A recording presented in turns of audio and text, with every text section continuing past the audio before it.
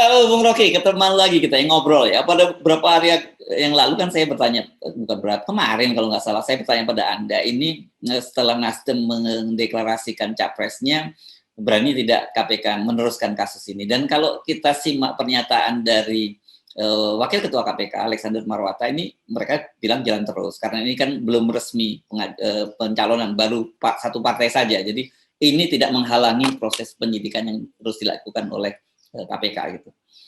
Ya, kemarin saya bilang pasti akan dilanjutkan karena ini duel habis-habisan sebetulnya. Kalau diloloskan ya udah habislah, Ganjar habis, Puan habis, segala macam itu kan. Kan begitu justru KPK bilang oke, kami hentikan penyelidikan itu, maka elektabilitas Anies naik gila-gilaan tuh kan. Karena orang merasa nah ini dia penyelamat kita nih ya. Itu psikologi itu akan terjadi. Nah pasti kekuasaan menghitung itu, karenanya saya bikin teori bahwa pasti Anies akan dijegal. Bukan saya ingin Anies dijegal, tetapi secara kalkulasi politik real, Anies pasti dijegal. Jadi KPK pasti akan melawan deklarasi itu tuh. Nah sekarang kita bayangkan misalnya begitu KPK bilang enggak, kami akan terus, maka akan ada reaksi. Dari mana reaksi pertama? Pasti dari pendukung Anies. Siapa pendukung Anies yang pasti marah pertama? Pasti 212. Kira-kira begitu jalan pikirannya kan. Lalu negara bilang, nah itu kan Anies cuma didukung 212. Lalu Pak Nasdem mungkin bilang, ya kita udah lakukan yang maksimal, tapi ya udah kita percaya bahwa sistem hukum. Lalu Nasdem kemudian melemah lagi tuh.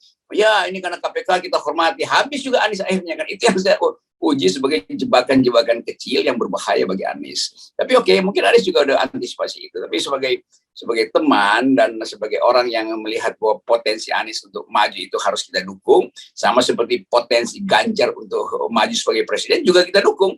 Jadi kita menginginkan ada satu standar bahwa semua orang boleh maju di dalam kompetisi. Kan orang akan bilang, ya Ganjar juga masih ada kasus disprindik, sama aja sebetulnya tuh. Begitu Ganjar dicalonkan, nah lawan politiknya mulai aduk-aduk lagi. Itu Ganjar ada soal IKTP. Tetapi kita mesti fair, kasih kesempatan pada Anies, kasih kesempatan Ganjar, Ibu Puan, siapapun, AHY atau Ridwan Kamil bahkan, supaya ada kegembiraan dalam politik ini. Jadi jangan hal-hal kecil itu dipakai untuk menjegal seseorang. Itu. Kalau memang faktanya kriminal, ya udah putuskan itu sebagai kriminal.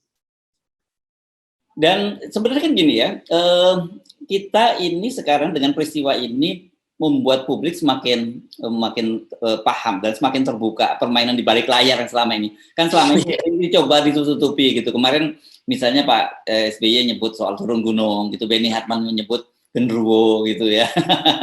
Dan kita sekarang jadi tahu siapa genderuwonya itu. Tapi kan genderuwo atau sebenarnya setan dan lain-lain, tuyul kan biasanya ada yang memelihara juga kan begitu.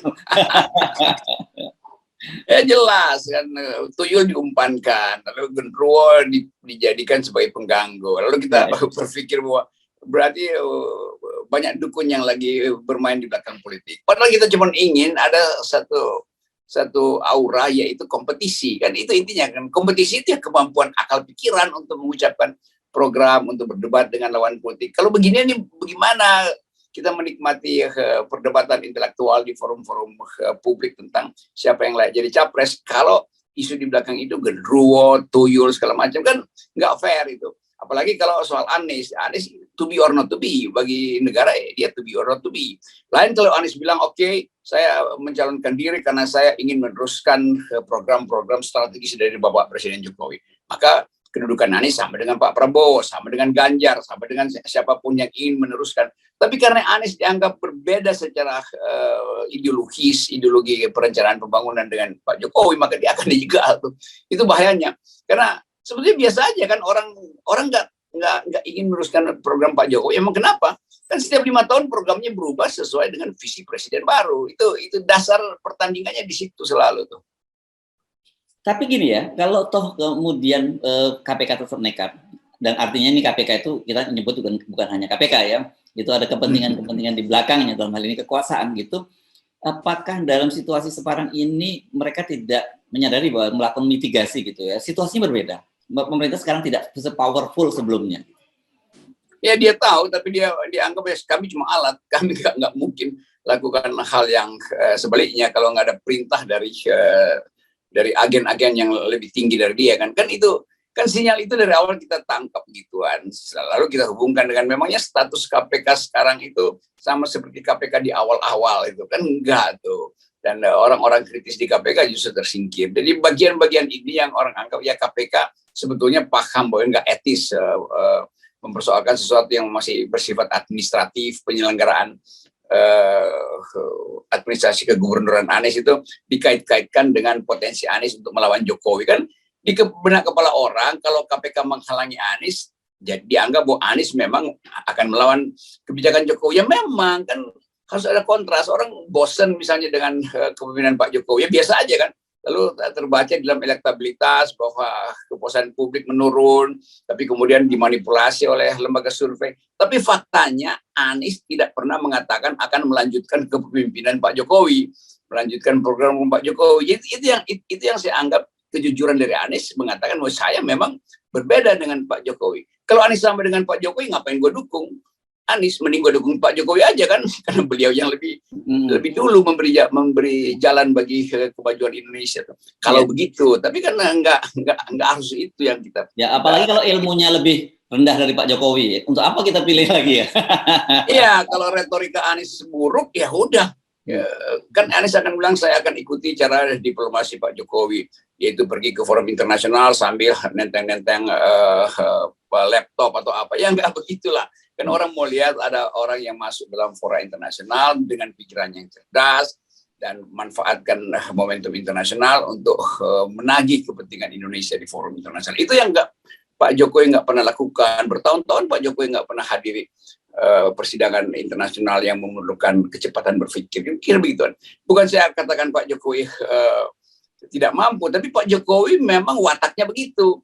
Dia mungkin nggak suka forum-forum internasional, tapi Anies suka. Nah, kita orang yang suka forum internasional dimanfaatkan pasti akan menganggap Anies harus lakukan sesuatu yang tidak dilakukan Pak Jokowi. Apakah Pak Jokowi buruk karena nggak masuk dalam forum internasional? Ya nggak juga, karena itu wataknya Pak Jokowi itu. Tetapi dalam kalkulasi kita seharusnya Presiden manfaatkan forum-forum internasional, kan itu intinya. Ya. Oke, beginilah. Tadi Anda memperkirakan bahwa kalau kemudian pemerintah nekat itu bisa, mungkin pemerintah bisa kendalikan dan Nasdem juga bisa buang badan gitu kalau orang Medan bilang gitu. Tetapi kalau Anda lihat mood publik yang sangat terasa, kan kita bisa merasakan yang mood publik ingin melakukan ada perubahan itu, apakah ini akan kembali lagi seperti kasus-kasus serupa gitu ketika ada banyak korban tewas pada saat Pilpres lalu, kemudian juga banyak ada kasus-kasus unlawful killing dan sebagainya, rakyat akan diam saja dalam melihat situasi kalau itu sampai dilakukan oleh KPK? Ini akan terjadi yang disebut public justice itu. Orang akan tagih keadilan atau street justice di jalanan. Jadi itu bahayanya tuh. Karena orang-orang di sekitar Pak Jokowi itu seolah-olah ingin menyelamatkan Pak Jokowi dengan menutupi mata Pak Jokowi tentang keresahan publik. Pak Jokowi saya kira nggak punya akses yang real untuk merasakan bahwa ada kemarahan publik. Ini kesalahan dari orang-orang di luar Pak Jokowi itu. Ketidakmampuan Pak Jokowi untuk berinteraksi langsung secara intelektual dimanfaatkan oleh mereka supaya Pak Jokowi terlindungi. Padahal itu justru berbahaya. Saya ingin menyelamatkan figur Pak Jokowi justru supaya Pak Jokowi ngerti bahwa bagian-bagian masyarakat itu ada yang dimanipulasi untuk sekedar menjilat-jilat beliau. Itu intinya tuh. Dan kita mulai meragukan apakah betul Pak Jokowi bisa menyelesaikan periode kepemimpinannya sampai 2024. Potensi social unrest, potensi kekacauan ada di kita hari ini. Jadi tingkat kemarahan publik itu tinggi sekali hari ini. Itu yang nggak dikenali Pak Jokowi. Kenapa? Karena akses Pak Jokowi untuk mengerti itu dihalangi oleh para penasehatnya tuh. Saya pikir itu, selain kritik saya yang langsung tertuju pada Pak Jokowi, ya saya juga menganggap bahwa ada lingkungan yang jadi bumper di situ tuh. Tentu itu disewa oleh oligarki, disewa oleh intelijen segala macam tuh. Jadi itu bahayanya presiden yang kapasitasnya kurang lalu dimanfaatkan oleh mereka yang punya kepentingan. Jadi artinya bukan hanya Anies dong yang terjebak ya. Pak Jokowi juga mungkin tanpa sadar juga bisa dijebakkan dalam situasi semacam ini. Iya, tentu banyak orang yang menganggap Pak Jokowi, Anies itu nanti akan menjarakan Anda setelah dia terpilih. Lalu Pak Jokowi mulai pasang strategi. Kalau begitu kita upayakan supaya Anies jangan maju itu. Kan padahal nggak ada percakapan itu di publik. Orang Indonesia adalah pemaaf. Orang Indonesia mengerti bahwa kapasitas Pak Jokowi tidak mampu untuk dipakai membuktikan janji-janjinya. Ya udah, orang udah anggap itu kan. Dan semua publik internasional juga tahu bahwa Pak Jokowi nggak punya kapasitas melebihi yang dia janjikan tuh, yang ekonomi akan tumbuh sekian, oposisi nanti tidak diperlukan segala macam. Kan itu berbalik kan. Ini biasa aja. Di ujung kepemimpinan seorang yang udah 7 tahun, Pak Jokowi ngerti tentang politik.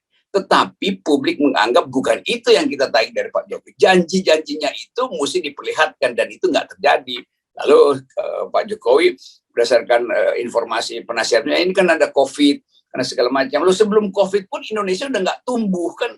Itu jadi apologia itu yang justru membuyarkan harapan kita bahwa Jokowi bisa tampil sebagai pemimpin bermutu dan dicatat dalam sejarah kita. Nanti kalau orang setelah 2024 orang tanya apa sejarah Pak Jokowi, yang orang ingat adalah beliau nggak mau minta maaf soal Arema. Apa prestasi Pak Jokowi? Prestasi dia adalah menghalangi Anies jadi presiden. Kan itu buruk kan? Dan itu yang kita ingatkan sebetulnya. Kalau saya katakan istana itu dungu, dan soal-soal itu bukan pribadi orang yang dungu, tapi cara mereka melindungi Pak Jokowi itu dungu. Itu yang nggak mungkin berubah dari cara saya menganalisis. Ya, jadi sikap KPK yang akan terus maju terus menghalangi Anies Baswedan ini sesungguhnya tidak hanya menjebak Anies Baswedan, tapi juga menjebak Pak Jokowi juga ya. Betul, itu Pak Jokowi terjebak di situ tuh. Mungkin dia ingin bercakap-cakap dengan Anies, tapi lingkungannya bilang jangan. Mungkin Pak Jokowi ingin bercakap-cakap dengan Habib Rizik, tapi lingkungannya bilang jangan, bahaya, itu pertamanya berat segala macam. Jadi ini soalnya tuh. Jadi Pak Jokowi dihipnosis oleh lingkungannya sendiri untuk makin tidak punya kapasitas membaca arah demokrasi. Ya, iya. Dan bagi kita semua sebenarnya kita nikmati saja soal ini, dan karena kita sebenarnya kita balik mengingatkan bahwa biang persoalan seluruhnya itu adalah 0% ya, Bung Rocky. Ya, di situ dimulainya kekacauan. Yes, so, okay, thank you, Bung Rocky. Okay.